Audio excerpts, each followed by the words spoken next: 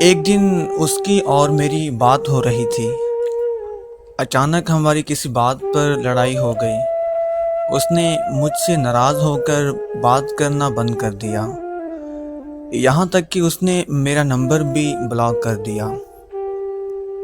ایسا پہلے بھی کئی بار ہو چکا تھا، لیکن کچھ دنوں بعد ہماری صلح ہو جاتی تھی۔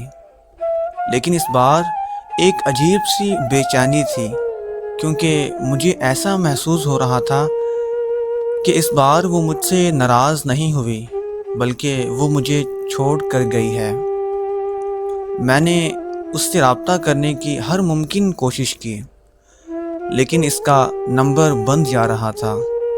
جب مجھے کوئی حل نہ ملا تو میں نے اس کے گھر جانے کا سوچا، یعنی کہ اس کے گاؤں۔ پھر میں کئی گھنٹوں کے سفر کے بعد اس کے گاؤں پہلی بار پہنچا اور اس کے بارے میں پتہ کرنے کی کوشش کی تو مجھے پتہ چلا کہ 2 دن پہلے ہی اس کی شادی ہو چکی ہے۔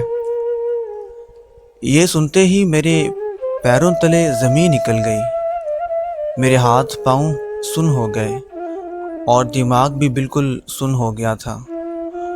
مجھے کچھ سمجھ نہیں آ رہا تھا کہ ایسی سچویشن میں کروں تو کیا کروں، کیونکہ 3 دن پہلے ہی تو ہماری لڑائی ہوئی تھی اور لڑائی کے اگلے دن ہی اس کی شادی کیسے ممکن ہو سکتی تھی۔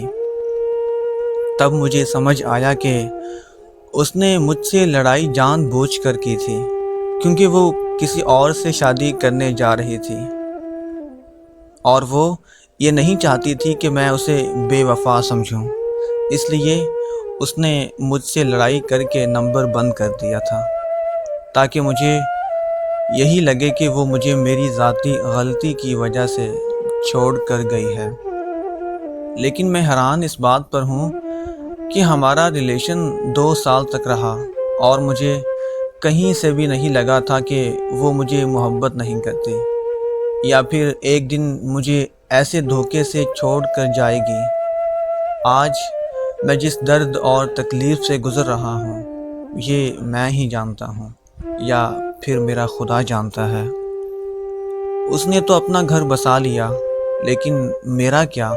جو ہزاروں خواب ایک ساتھ دیکھے تھے، ان خوابوں کا کیا؟ کوئی مجبوری تھی یا پھر گھر والوں کا پریشر تھا؟ آخر مجھے بتا کر تو جاتی، لیکن میرے ساتھ ایسا گندا کھیل کھیل کر تو نہ جاتی کہ جس کے بعد میری ساری زندگی اذیت میں گزرے۔